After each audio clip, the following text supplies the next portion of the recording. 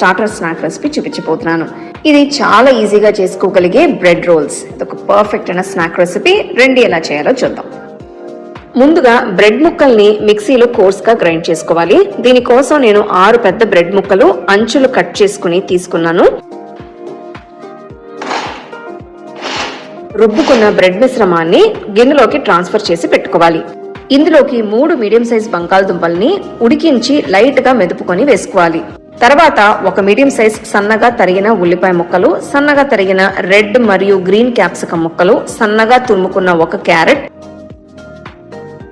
2 గింజలు తీసేసి కట్ చేసుకున్న పచ్చిమిరపకాయలు, 1 టీ స్పూన్ ఉప్పు, 1 టీ స్పూన్ జీలకర్ర పొడి, 1 టీ స్పూన్ ఫ్రెష్ గా పొడి చేసుకున్న చిల్లీ ఫ్లేక్స్, తర్వాత 1.5 టీ స్పూన్ల చాట్ మసాలా, 1/2 టీ స్పూన్ మిరియాల పొడి, 1 టీ స్పూన్ గరం మసాలా పొడి, ఫైనల్ గా గుప్పెడు తరిగిన కొత్తిమీర వేసుకోవాలి.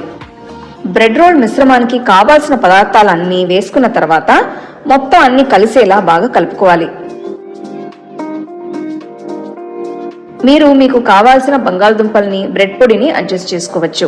నేను ఈ మిశ్రమాన్ని చపాతీ పిండిలా కలుపుతున్నాను. లైట్ గా 2 చేతులకి కొద్దిగా నూనె రాసుకోవాలి. దీనివల్ల బ్రెడ్ రోల్ మిశ్రమం చేతికి అంటుకోకుండా ఉంటుంది. కొద్దిగా మిశ్రమం తీసుకుని ఇలా చిన్న చిన్న రోల్స్ గా చేసుకోవాలి.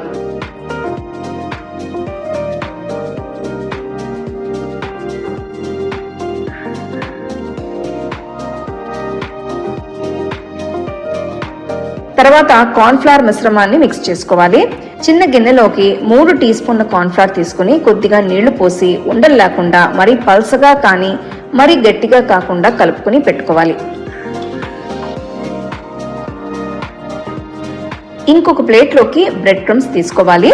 ఇందులో బ్రెడ్ రోల్స్ ని రోల్ చేసుకోవాలి. నేను ఆల్రెడీ ఇంట్లో బ్రెడ్ క్రమ్స్ ఎలా చేయాలో వీడియో చేశాను. ఆ లింక్ డిస్క్రిప్షన్ లో ఇస్తాను, తప్పకుండా చూడండి. బ్రెడ్ రోల్స్ ని కోట్ చేసుకోవడానికి ముందుగా వీటిని కార్న్ ఫ్లవర్ మిశ్రమంలో ముంచి తీసి బ్రెడ్ క్రమ్స్ తో కోట్ చేసుకోవాలి. బ్రెడ్ రోల్స్ అన్ని వైపులా బ్రెడ్ క్రమ్స్ తో కోట్ అయ్యేలా చూసుకోవాలి. ఇదే విధంగా బ్రెడ్ రోల్స్ అన్ని రోల్ చేసుకుని పెట్టుకోవాలి. తర్వాత డీప్ ఫ్రైకి సరిపడా నూనె తీసుకుని నూనె వేడైన తర్వాత మంటని మీడియం ఫ్లేమ్ లో పెట్టి నెమ్మదిగా బ్రెడ్ రోల్స్ ని వేసి వేయించుకోవాలి. నేను వీటిని 3 వేసి బ్యాచెస్ లో వేయించుతున్నాను. మంచి గోల్డెన్ బ్రౌన్ కలర్ లోకి వచ్చిన తర్వాత నూనెలోంచి తీసుకుని పక్కన పెట్టుకోవాలి. అంతే అండి,